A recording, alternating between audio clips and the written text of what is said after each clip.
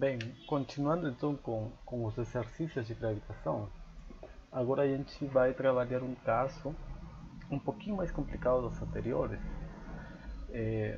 mas que é muito interessante também. Anteriormente a gente tem visto como calcular a força entre dois corpos, né? Que são pontuais, duas massas pontuais que não têm volume nem tem nenhum tamanho, são pontinhos, né? Neste caso, a gente quer resolver um caso em que um dos corpos não é um ponto, é um corpo que tem certo volume. Por exemplo, a gente tem um anel que tem certo raio, certa massa, e queremos calcular qual é a força gravitacional devido a esse corpo contínuo, né, a esse anel, sobre uma massa pontual que está numa distância x do centro do anel. Certo? Então, esse é um caso particular em que a gente calcula a força gravitacional entre um corpo contínuo composto por várias outras massas e a força entre esse corpo contínuo e uma massa pontual, certo? Então, antes de resolver esse caso específico do anel, nós vamos ver como calcular a força devido a um conjunto de massas pontuais sobre uma massa sozinha, certo? A gente vai calcular a força devido a uma distribuição de massas no espaço, né? A gente vai calcular essa força devido a todo esse conjunto de massas sobre uma única massa que está em algum lugar do espaço, certo? Então isso que nós vamos fazer aqui. Então aqui a gente tem uma massa sozinha, M maiúsculo, e um conjunto de massas pontuais, certo? Aqui temos uma massa M1, M2, M3 e temos N massas pontuais e a gente quer saber quais que são as forças desse conjunto de massas sobre essa única massa aqui. Ok? A gente sabe que cada uma dessas forças, dessas massas, M1, M2, cada uma delas vai tentar levar essa massa M mais perto delas, né?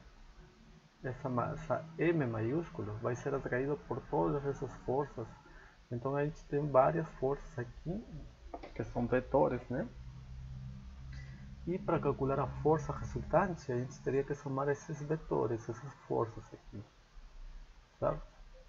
E essa soma seria a força resultante sobre essa massa devido a essa distribuição de massas, esse conjunto de massas, certo? Então, nós vamos supor aqui que a gente tem uma massa MI, que é uma massa que faz parte da distribuição, né, do conjunto de massas. A posição dessa massa é o vetor RI. E a posição da massa que a gente está interessado é uma posição R, certo? A gente sabe que a força sobre a massa M maiúscula, né? Devido a essa massa MI, vai ser uma força nesse sentido, certo? Que vai estar orientada saindo de M maiúsculo e indo para M minúsculo. Essa aqui é a força Fi. Então a massa Mi tenta atrair a massa M na sua direção, fazendo uma força acima desta linha tracejada laranja, né? Certo? E a gente viu que essa linha é a direção da força Fi, então vai estar dada na direção desse vetor preto, que vai ser o vetor RI, certo? Esse vetor preto vai ser RI menos R, porque o deslocamento que parte da massa M até a massa MI seria então a posição final RI menos a posição inicial R, vai dar o vetor deslocamento. Então esse vetor preto vai ser RI menos R. E então esse vetor vai dar a direção da força Fi, certo? Então a gente vai ter assim, que todas as massas MI vão exercer uma força de atração,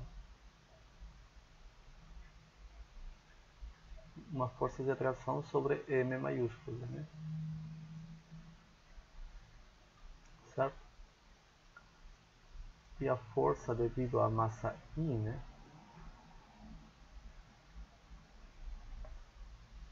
A massa MI é dada por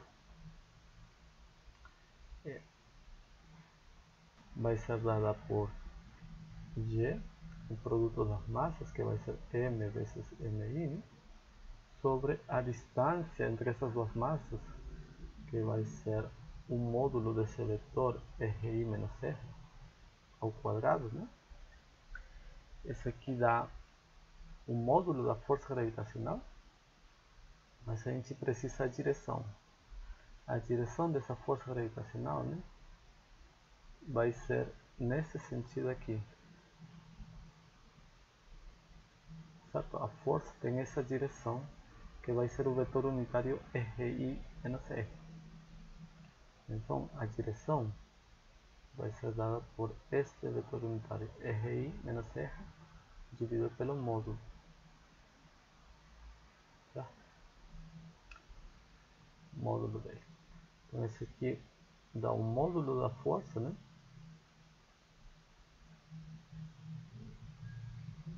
Esse aqui dá a direção da força.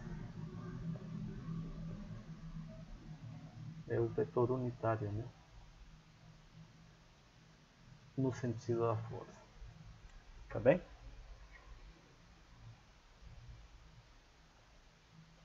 Ok.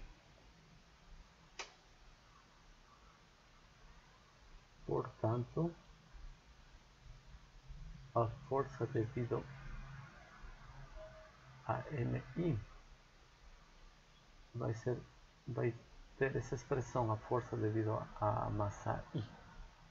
Vai ser G, MI vezes RI menos R dividido pelo módulo de RI menos R todo ao cubo, porque aqui temos um módulo ao quadrado, vezes módulo fica módulo ao cubo. Ok? Essa aqui então é a fórmula da força devido a uma das partículas que estão dentro deste conjunto de massas, certo? Se a gente quer a força devido a M1, basta colocar aqui a massa de M1 e em vez de RI seria a posição R1.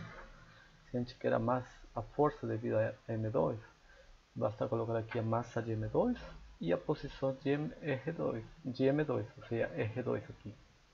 R é a posição da massa M e RI é a posição de uma das massinhas da distribuição. Certo? Vou deixar isso aqui claro. Certo? R é a posição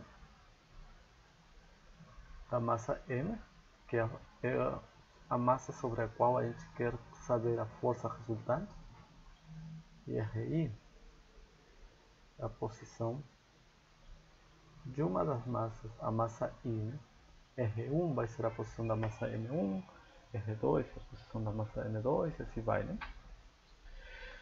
Então, com esta fórmula para a força devido a uma delas, se a gente quer a força devido a todas, basta somar as forças devido a cada uma delas, certo?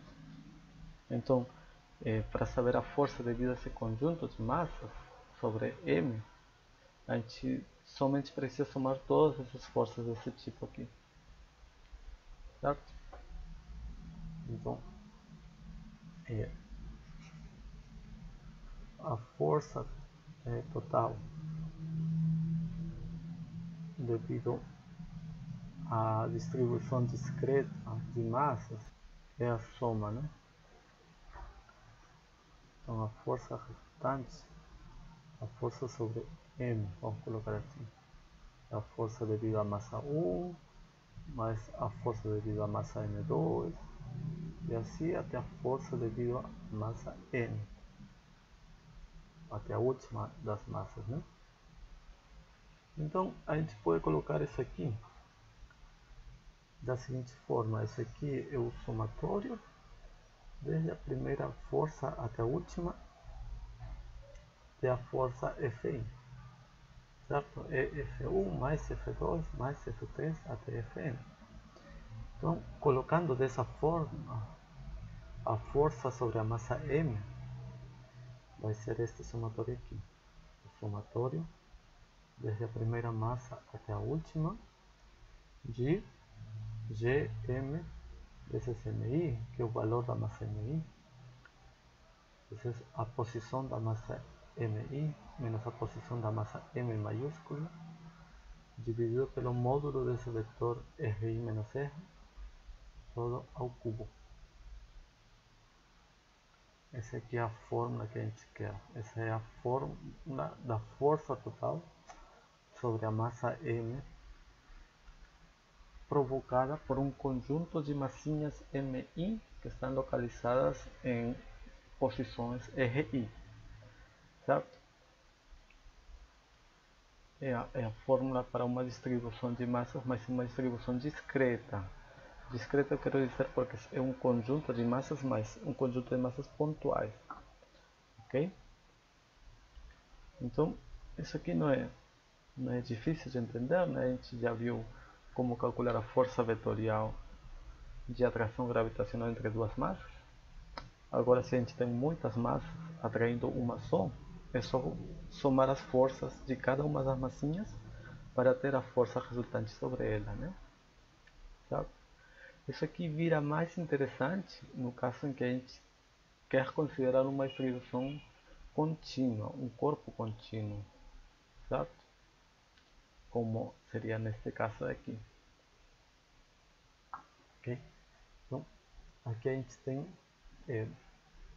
a gente vai falar aqui da força devido a uma distribuição contínua de massas, não uma distribuição discreta, sino um conjunto de massas que formam um contínuo, um corpo contínuo. Bem, agora a gente então temos um corpo contínuo, né?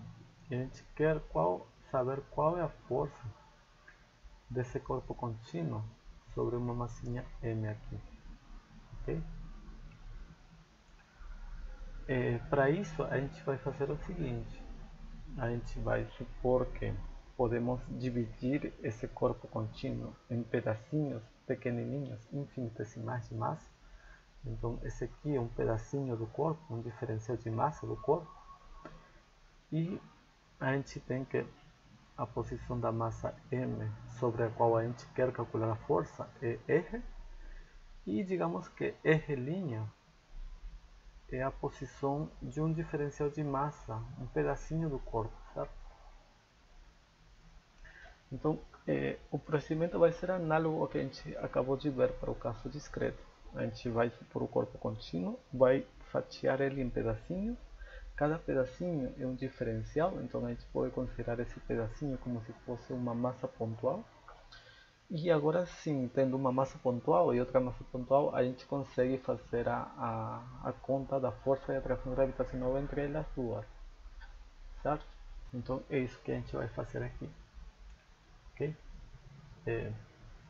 Então vamos dividir primeiro, né, o corpo contínuo, certo? Pedacinhos infinitesimais de massas diferencial de M,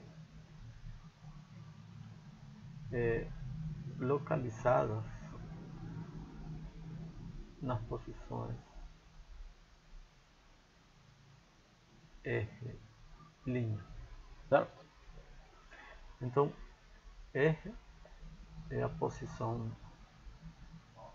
da massa M maiúscula, né? Maiúscula, que é a massa sobre a qual a gente está interessado em calcular a força, e R' é a posição de diferencial de M, ou seja, É a posição de um pedacinho do corpo, certo?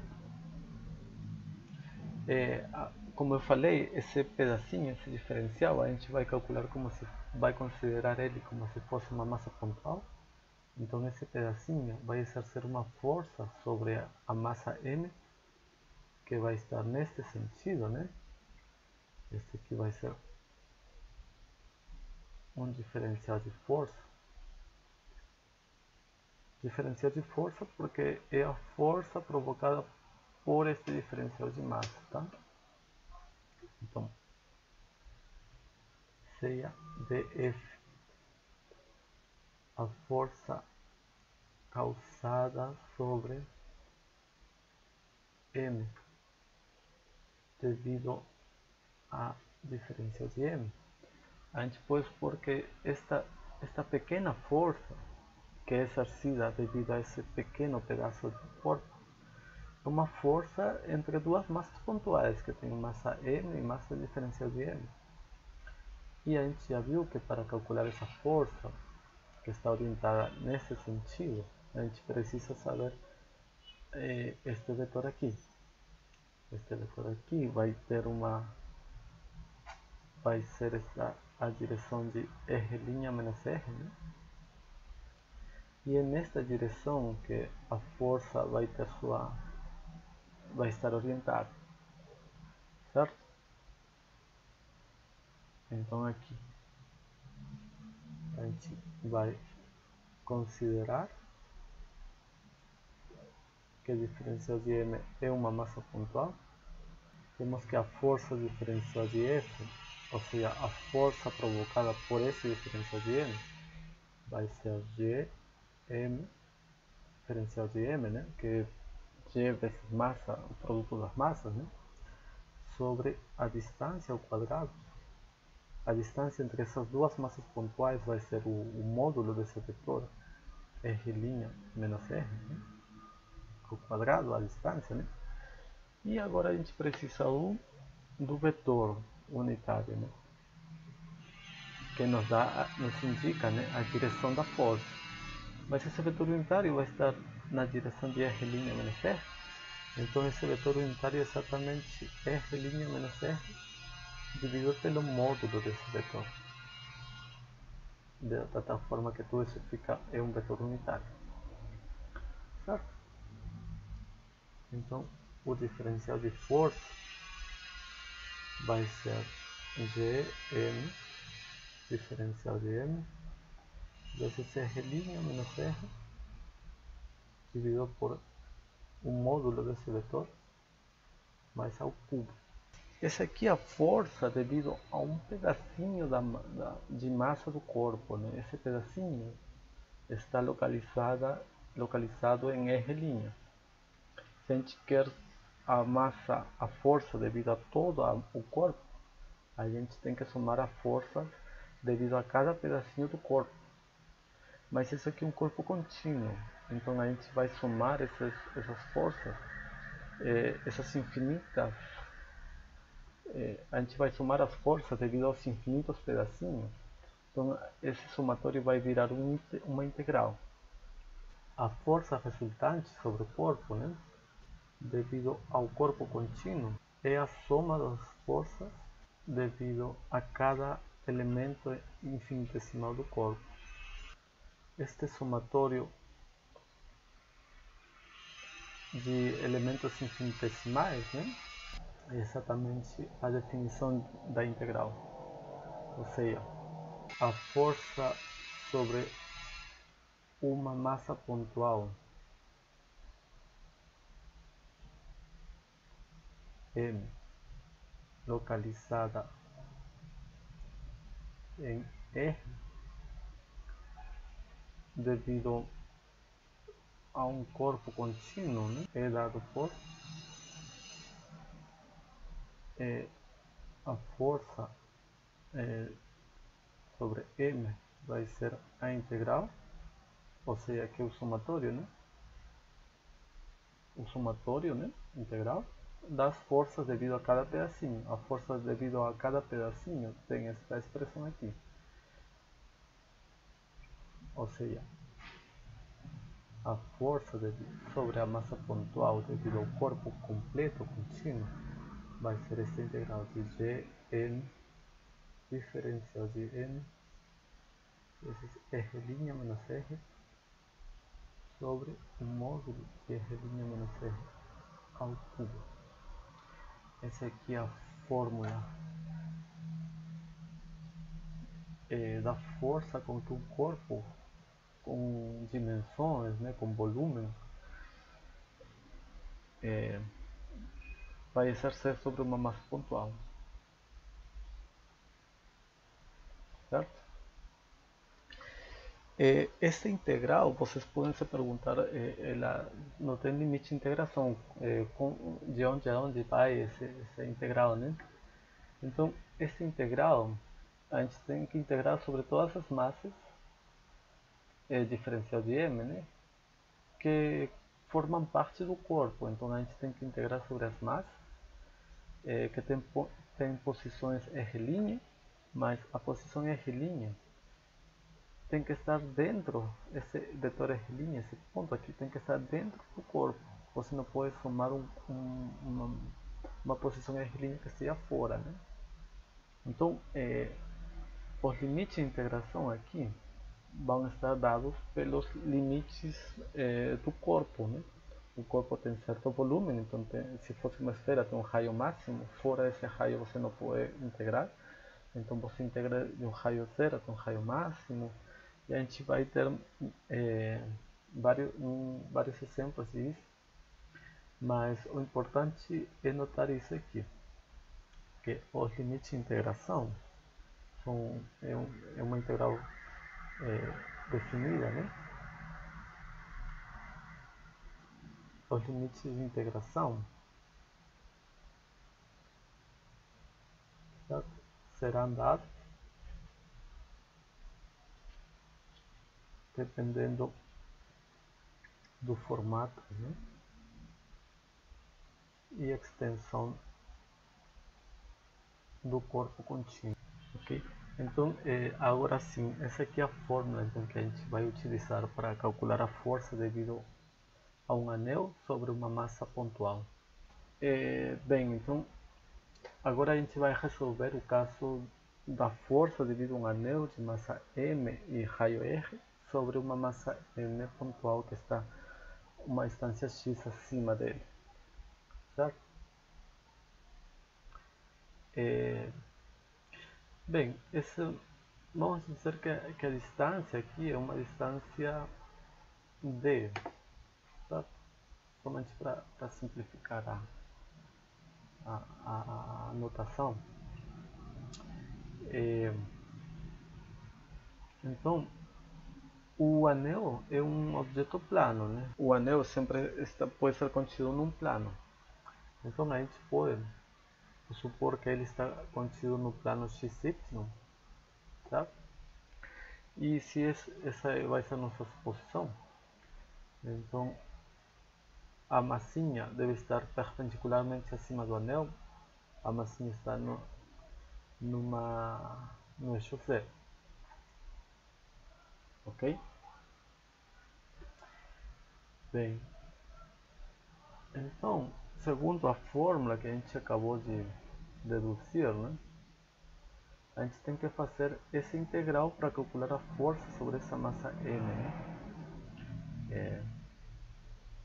Vou colocar aqui a força sobre M devido ao anel, né?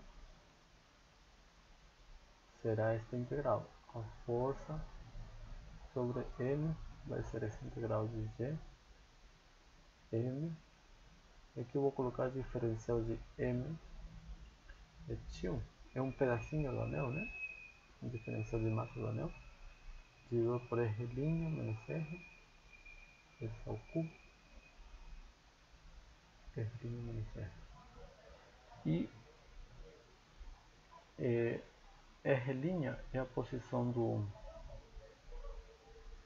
um pedacinho do anel, e R é a posição da massa. Bem, essa aqui é a força então sobre a massinha M, devido ao anel, né?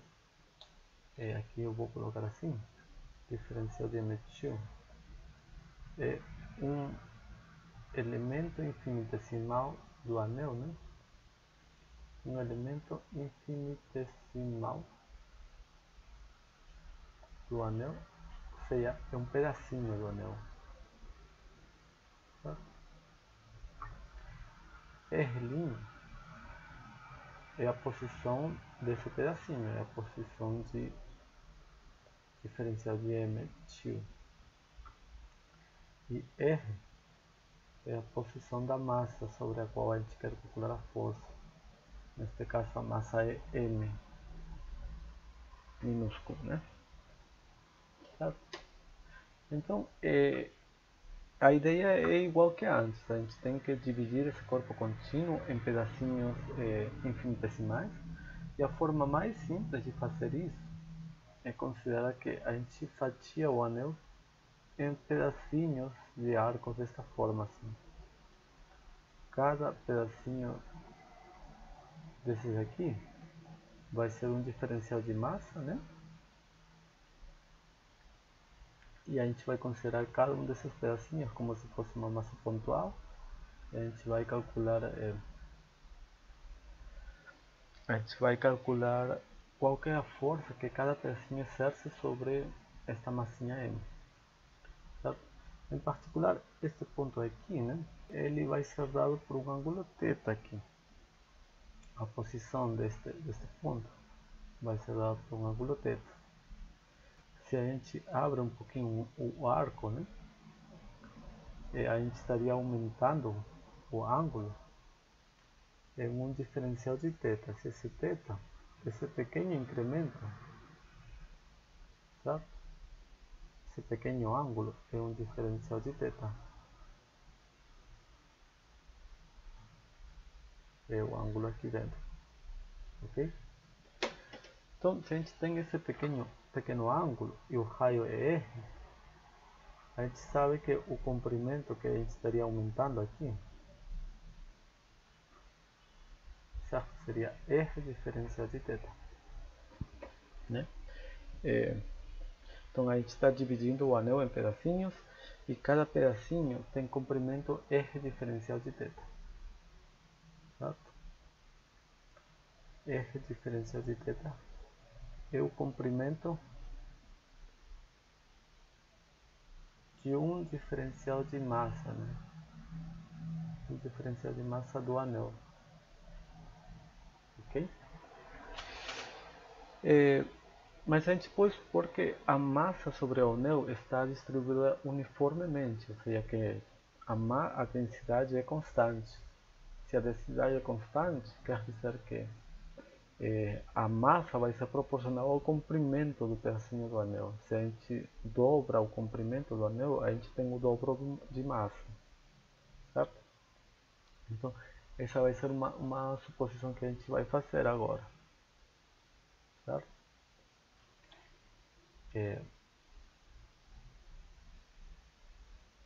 Bem, então nós vamos supor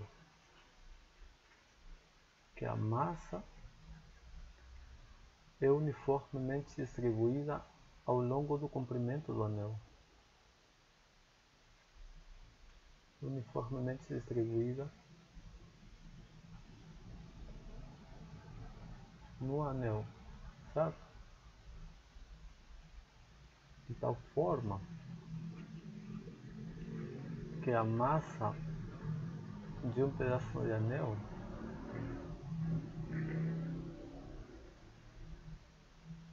será proporcional ao comprimento, ao seu comprimento, né? ao comprimento de dito pedaço. Né?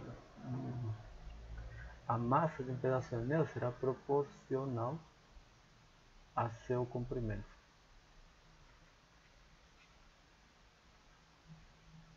Certo? Ou seja, a massa vai ser uma certa constante vezes o comprimento. Certo? E esta constante, então,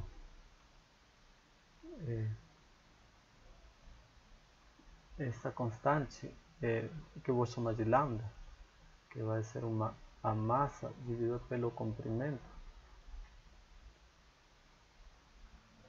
certo? Esta constante a gente vai denominar de densidade linear do anel. É porque a densidade é normalmente massa por volume, quilos por metro cúbico, mas isso quando a gente está distribuindo massa em um volume. Se a gente distribui massa em uma superfície, como a gente está fazendo neste caso em um comprimento, a gente divide a massa pelo comprimento, então essa é uma densidade linear, certo? É o que a gente vai chamar de densidade linear. Isso aqui é denominado a densidade linear do anel.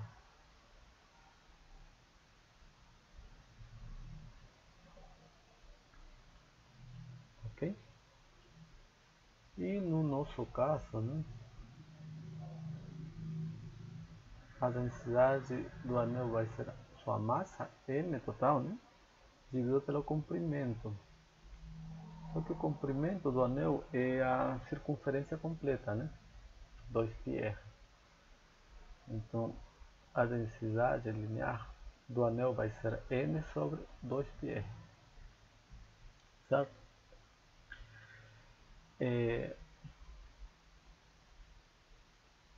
Agora, para o elemento de massa, para o diferencial de m, a gente está vendo que o diferencial de m é tio, né?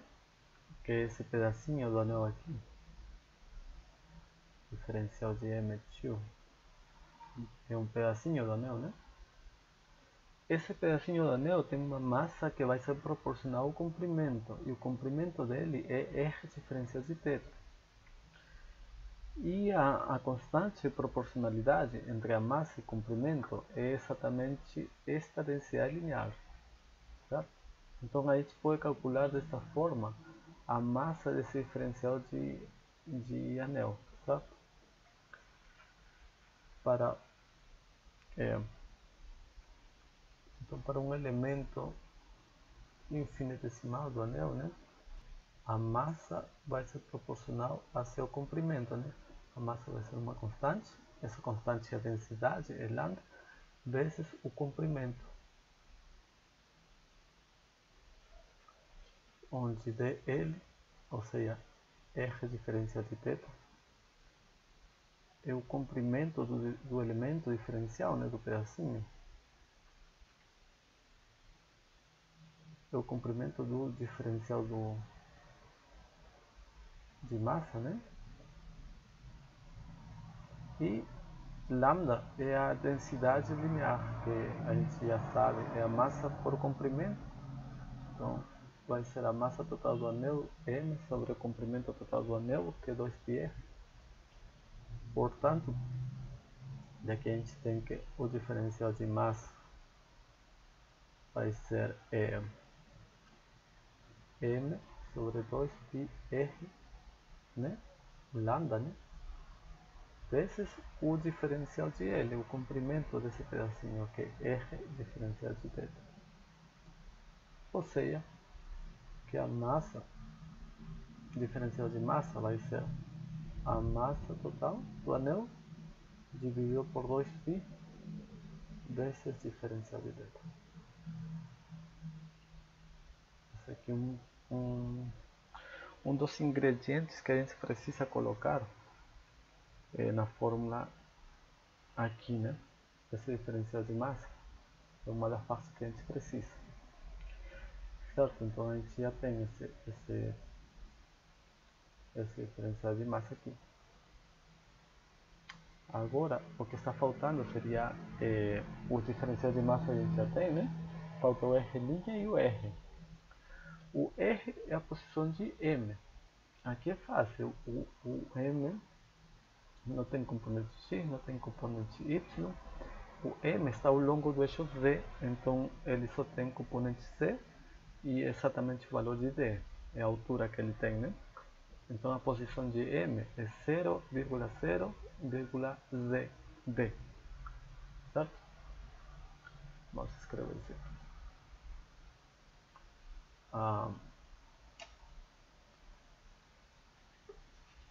A posição da massa M é R, que é 0,0,d, certo? Por quê? Porque se encontra no eixo Z, né? E a uma altura D, certo?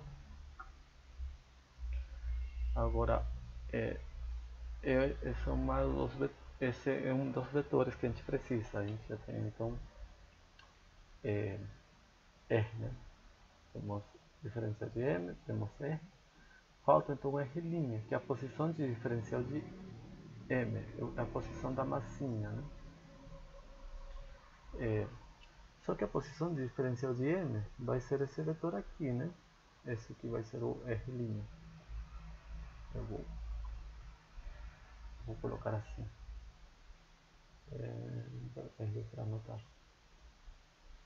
O R', né? A posição de diferencial de M vai ser esse vetor aqui. Tá? Esse vetor em vermelho é o vetor R'. E ele está no plano XY. Então ele vai ter componente X e vai ter componente Y, mas não tem componente Z. Se a gente decompõe esse vetor em componentes X e Y, a gente pode ver aqui a componente X, a componente Y. E é fácil de notar que a componente X vai ser R cosseno θ, né?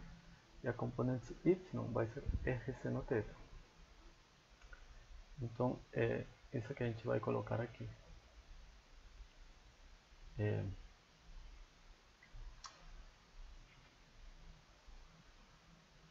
Como o anel está no plano XY, né? O anel está contido no plano XY. As posições, né? As posições R' de diferencial de M, tio, é dada por R' vai ter uma componente X, que é R cosseno θ, componente Y, que é R seno θ, e não tem componente Z, porque não tem altura em Z, está no plano XY. Ok, então com isso aqui, tendo o diferencial de M, o R e o R', a gente já pode colocar essas três expressões na nossa fórmula da conta da massa do anel sobre a massinha M. Ok? E com isso, fazendo a integral, a gente vai calcular a força sobre essa massa M. Temos, portanto, que a força do anel sobre M, sobre a massinha pontual, né, é aquela fórmula que a gente está vendo lá, é a integral de Gm diferencial de M2 R' menos R dividido pelo módulo R' menos R ao cubo. Ok? Se a gente coloca tudo aqui, vai ser Gm diferencial de M. Não, desculpa. Se a gente coloca aqui, vai ser Gm diferencial de M. Diferencial de M2, desculpa, vai ser M maiúsculo sobre 2π vezes diferencial de θ. Então aqui vai ficar assim. M maiúsculo dividido por 2π vezes diferencial de θ. O R' vai ser R cosseno θ, R seno θ, E a gente tem que subtrair R', né? Com R, então vai ficar R cosseno θ menos 0, R seno θ menos 0 e 0 menos D. Então aqui vai ficar menos D. E a gente tem que dividir isso aqui pelo módulo ao cubo deste vetor, né? Que é R cosseno θ, R seno θ e menos D. Módulo desse vetor e ao cubo. E agora que aparece aqui o diferencial de θ. O diferencial de θ então vai ser o ângulo sobre o qual a gente tem que integrar. E o ângulo sobre o qual a gente tem que integrar é o ângulo que dá uma volta completa ao anel. Então os limites de integração do anel estão dados aqui. O θ então tem que ser desde 0, né, até 2π. Certo? θ tem que ser maior que 0 e menor que 2π para considerar todos os pontos do anel. Se a gente considera o ângulo θ de 0 a π, a gente estaria supondo somente fazendo a conta com a metade do anel, ou com um pedaço do anel, né, se fosse outro ângulo. A gente tem que considerar de 0 a 2π para pegar todos os pontos do anel e ter a força completa total do anel, né? Então, isso que eu estava falando anteriormente, os limites de integração dependem do corpo, né? O corpo que vai dizer de onde a onde a gente tem que integrar. Tá bem? Olha, o módulo deste vetor aqui, né? Eu vou escrever assim. O módulo deste vetor aqui, R cosseno θ, R seno θ menos D, o módulo, né? É a raiz quadrada, né? Da primeira componente ao quadrado, que é R cosseno θ ao quadrado, mais a segunda componente ao quadrado, que é R seno θ, então ao quadrado, e a terceira componente menos D, e a gente tem que elevar ao quadrado. Então isso aqui vai ficar raiz quadrada, aqui vai ficar R ao quadrado cosseno ao quadrado, mais R ao quadrado seno ao quadrado, então vai ficar R ao quadrado cosseno ao quadrado mais seno e θ ao quadrado, certo? Estou fatorando R ao quadrado. E menos D ao quadrado é a mesma coisa que D ao quadrado. Só que o cosseno mais o seno ao quadrado, né? Cosseno ao quadrado mais seno ao quadrado é 1, né? Uma propriedade das funções trigonométricas. Então, esse aqui fica raiz de R ao quadrado mais D ao quadrado, simplesmente. Certo? Então, embora aqui apareça um ângulo θ, o módulo desse vetor não depende de θ, é independente de θ. Independente de θ, do ângulo. Então esse vetor, o módulo desse vetor ao cubo vai ser essa expressão ao cubo e vai ser uma coisa que não depende de θ e a gente vai poder tirar isso da integral. Ok, vou colocar isso aqui melhor. A força então sobre a massa M, né, vai ser integral de 0 a 2π de Gm M sobre 2π diferencial de θ, né, toda essa parte aqui. Aqui está aparecendo R cosseno θ, R seno θ e menos D. E a gente tem que dividir por esse módulo, que é isso aqui, ao cubo, né? Então é raiz de R quadrado mais D ao quadrado, raiz disso ao cubo. Ok? Ok, então a gente pode tirar tudo que não depende de θ para fora da integral. Então aqui fica G, M maiúsculo, sobre 2π 1 sobre a raiz quadrada de R quadrado mais D ao quadrado, raiz disso ao cubo, e aqui fica a integral de 0 a 2π de θ de R cosseno θ, R seno θ e menos D.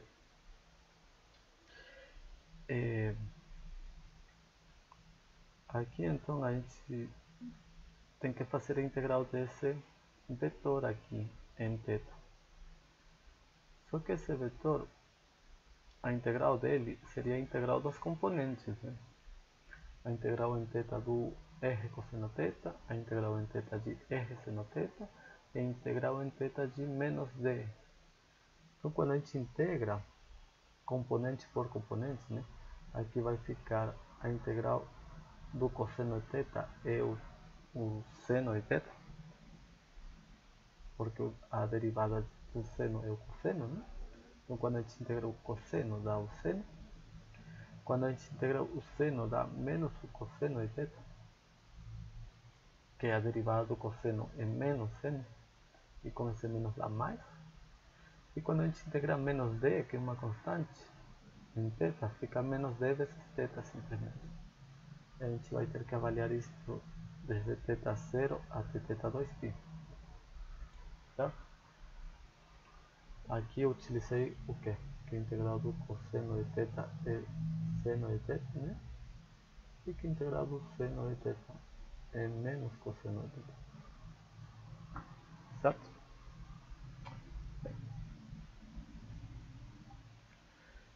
Quando a gente avalia essa integral definida, né, agora entre 0 e 2π, aqui vai ficar R seno de 2π menos R seno de 0. Só que seno de 2π e seno de 0 são iguais a 0 ainda. Então eles dois se cancelam. O cosseno de θ também é igual, cosseno de 2π é igual ao cosseno de 0. Então estes termos se anulam. E o único que vai sobrar é o menos d, θ2π menos θ0. Então, o único resultado vai ser a terceira componente, né? A força sobre m vai ser Gmm sobre 2π, 1 sobre raiz quadrada de r quadrado mais b quadrado ao cubo. Aqui dá 0, porque seno de 2π é igual a seno de 0. Quando a gente subtrai fica 0. A mesma coisa com o cosseno.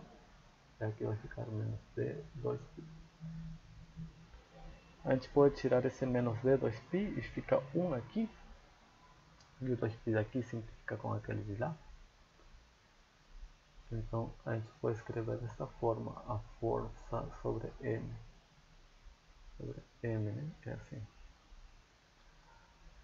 Vai ser G menos Gmm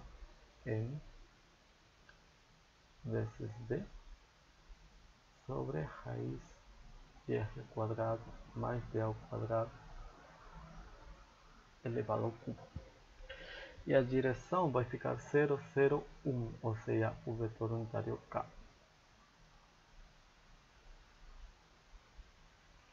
Essa vai ser a força do anel sobre essa massinha M.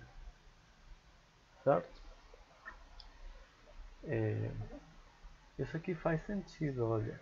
A gente está falando assim, né? Temos esse anel, massa M, raio R, e acima dele, aqui, uma distância D, a gente tem uma massinha M, né? E a gente está vendo que essa força vai estar dada no sentido negativo, menos K, né? Então ele vai estar a força vai ser na direção Z negativa. A força vai estar assim. Essa aqui é a força sobre M. Certo? A gente vê que não aparece nenhum vetor I, nenhum vetor J, ou seja, não existe, a força é completamente na vertical para baixo. Não está nem para um lado nem para o outro, né? Isso a gente esperaria pela simetria, né? O anel é o mesmo em todas as direções, então não faria sentido que a força estivesse orientada em alguma direção, né?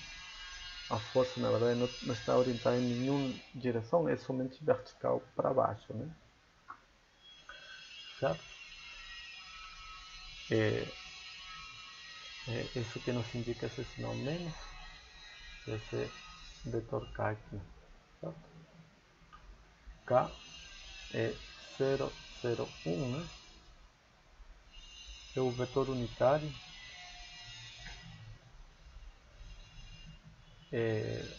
do eixo Z, certo?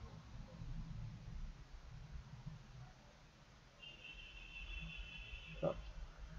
Ok. Agora, digamos que a gente tem isso aqui, essa situação aqui, né? Se a gente analisa o caso em que o anel está muito longe da massinha, né? Vamos explorar um pouquinho essa fórmula aqui.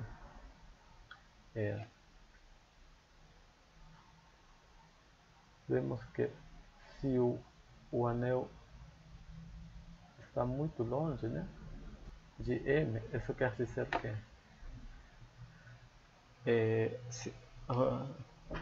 se o anel e a massinha estão muito afastados, né, isso quer dizer que a distância da massinha D é muito grande, muito maior que o raio do anel, certo? Nesse caso, né, a gente pode dizer que R mais D ao quadrado é aproximadamente D ao quadrado. Por quê? Porque se a gente tem uma distância muito grande, que é D ao quadrado, e a gente acrescenta um R, que é muito pequeno, né? um raio pequeno do anel, comparado com uma distância grande, esse raio é muito pequeno em comparação à grande distância, então esse raio não contribui em nada. Então, D ao quadrado mais R ao quadrado é praticamente a mesma coisa que R ao quadrado, certo? Neste caso, a força, né? Eu vou escrever assim simplesmente, que GMMD sobre raiz R ao quadrado mais D ao quadrado. Somente estou falando do módulo da força, né? Nesse caso, quando a distância é muito grande ou o raio do anel é muito pequeno, certo?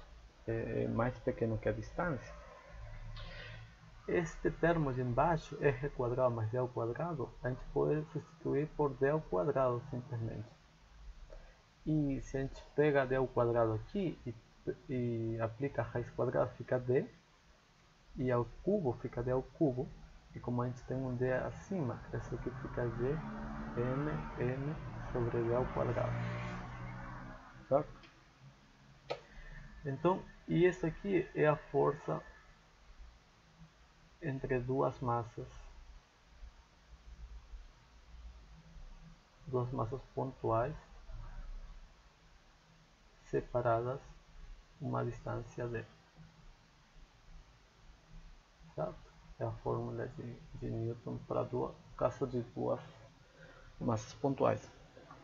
O que quer dizer que se a gente tem o anel e a bolinha, mas se a gente afasta muito, o anel quase já não parece como se ele se transformasse em uma única massa pontual, e a gente estaria calculando a força entre duas massas pontuais, né?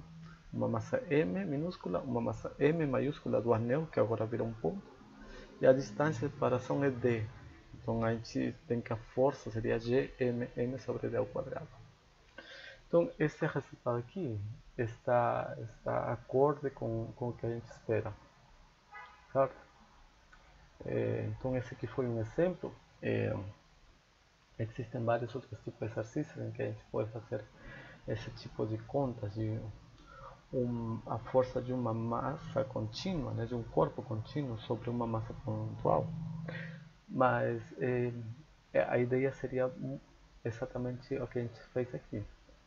Corpo contínuo é dividido em pedacinhos infinitesimais e a gente calcula a força desse pedacinho sobre a massa pontual, que agora seria como se fossem duas massas pontuais. A gente soma sobre as forças devido a cada pedacinho. A soma sobre esses pedacinhos infinitesimais vai ser uma integral, que é a que a gente obteve agora, né? Então, esse aqui seria esse exercício sobre força devido a distribuições de massa.